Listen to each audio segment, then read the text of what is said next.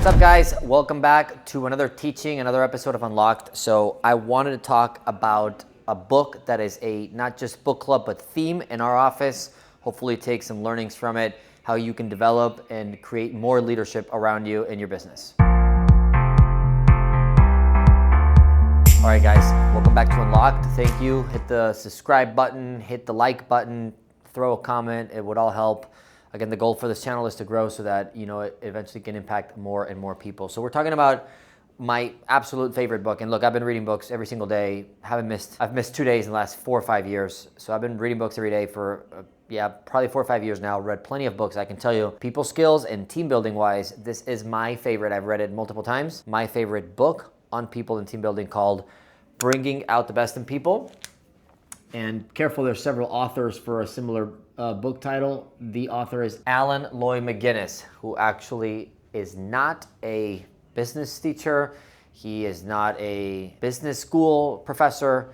He's not even a business person. He's actually a pastor. One of the best books I've ever read. Basically, he breaks down the 12 different ways, laws, or whatever you want to call it, to bring out the best in people. And so we're going to break the first 3 down today in order to bring out the best in people. The first rule to bring out the best in people is expect the best out of the people you lead. Why is this important? Is because most people are not expecting the best. And it's not your fault. It's just human brain. We are trained to walk in a room and see what's problem. How bad's the temperature? I don't like this, I don't like that. We look for things and we call it out, we criticize it, sometimes in a negative, sometimes in a positive way. But we have a critical brain. That's how we're trained for survival, not to thrive. And it's very important, especially when it is not apparent that things are going well, especially when things are going bad. When it's not apparent that things are good, it's very important to expect the best out of the people you lead. And that it's important that you know that they know how to win. So for example, I'm in sales. People need to know, hey, for me to win the day, this is what I got to do. Sometimes, as much as we believe in stats and stuff like that, people are not giving you the best because you don't expect it from it, and they don't know what the best is. They don't know that maybe 2 customers is a win for the day, no matter how the day went. So expect the best out of the people that you lead. Don't let it derail you. Don't focus just on the negative. Now, you might be thinking, Richard, well, you have to give people criticism so that they can focus on their weaknesses and improve. Correct. But you always have to expect the best out of them. Don't expect the worst behavior, especially vocally, okay? The second rule, or maybe way is a better word, to bring out the best in people is make a thorough study of their needs. And this is a just fancy way of saying understand what your people want. If you're hiring people for a career, everybody wants money and everybody wants to make it in as least amount of time as possible. What is it that people need? What is it that people would do for free? So you can ask questions, and again, you're gonna have to engage and spend unrequired time. We've been talking about this with your people, but you're gonna have to figure out a way thoroughly of what they need. So you have to switch the questions you're asking. What'd you do before this? What job did you do before this? What did your parents do? These questions don't work. These are just very surface level. You want to ask stuff like, hey, what would you like to happen in your life? Like, what kind of life do you want to live? What would you do if you had plenty of money and time? What would be the first thing you do? And usually people start answering things like they would buy, places they would travel. Okay, what about when you have all the cars, the purses, the bags, the travel, the trips? What would you do after that? Like, if you had to do nothing because you have all the money in the world, if you had $1 million every week and it replenishes every week and you already are tired of traveling and buying all this stuff, what would you do?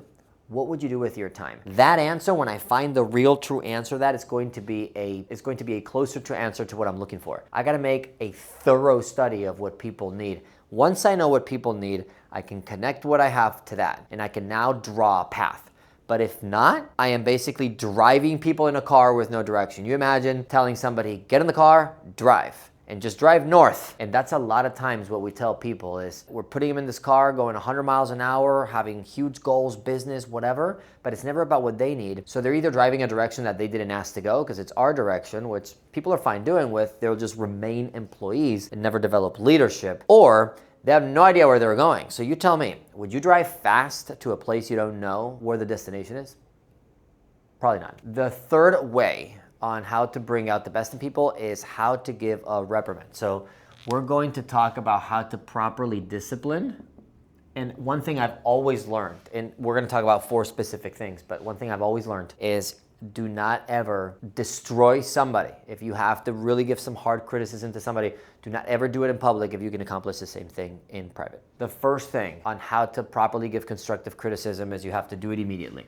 Do not wait. The best companies and the fastest growing companies, they have the quickest feedback loops. The more you wait, some people I've heard say stuff like, you got to do a conversation within 24 hours. No, you want to do it immediately on the spot, okay? The second thing is you want to confirm the facts, because if you do not have facts, then you're always going to be entering an argument. So before you address it, before you address the negatives, make sure you have a confirmed fact. Okay, this is very important when you're giving a reprimand. It's like, hey, I realize that you were late. I have a picture of you walking in at, or your clock says you walked in at 10:57. You're supposed to be here at 10:30. So you're 27 minutes late. You want to confirm the facts, and you want to, of course, do it immediately. The third thing you want to do when you're giving somebody some constructive criticism is you want to critique behavior, not the intent. Not the intent, or another word for that would be the motive. So somebody tells me, well, I was here early, I just couldn't walk in on time because I was talking to a customer on the phone outside. The intent was there, they were here early, they wanted to be here early, but the behavior, what it looks like, what it appears like to everybody else is that they were on a phone, nobody knows it was a work call, and now they're late. So I'm talking about the behavior, and I might even point out, like, look, your goal was good. I know your goal was not to suck today. I know your goal was not to be late. I know your goal was not to ruin that conversation. But the behavior and what it appeared like is what matters. In business, it matters what appears to your customer, to your client, to your team. So you want to critique the behavior, not always the motive. And number 4, when you're giving a reprimand and you're doing it immediately, you have a confirmed fact, you're talking to them about the behavior, you're not talking to them about their motive. The fourth thing is it's very important that you show, a lot of people don't do this, show your feelings.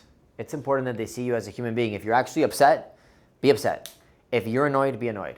And show it and share it. Because if you pretend that you're not angry and you become that person who's like, no, I'm fine, everything's good, all good, then you become dismissive and you're not leading the person properly. It's very important that you say, it's like, you know what, I'm pissed at you. This annoys me. This is like the 4th time I have to remind you so and so and so. Or hey, this is the 5th time. I was expecting you to be proactive enough to understand that there's traffic in every city in the world. You should just calculate that to still be on time for your job. This is gonna be your business one day. I need to show them that I'm frustrated. Hey, I'm disappointed at you. I expected this much more, and we're here now. That makes me disappointed. As much as you think, sometimes you might have heard books, people say, don't share your feelings. It's important that you share your feelings. So bringing out the best in people. These are the first 3. We'll keep going with this, but these are the first 3 rules or best ways to bring out the best in people. When you have to reprimand them, this is how you do it. You have to make a thorough study. You got to understand what people need. You got to ask the proper questions, spending unrequired time, and you have to expect the best out of them. If I expect you to do bad, you're probably going to do bad. If I expect you to do good, we don't know, but at least we have a shot. Hopefully this helps, and we'll continue with this. See you at the next one.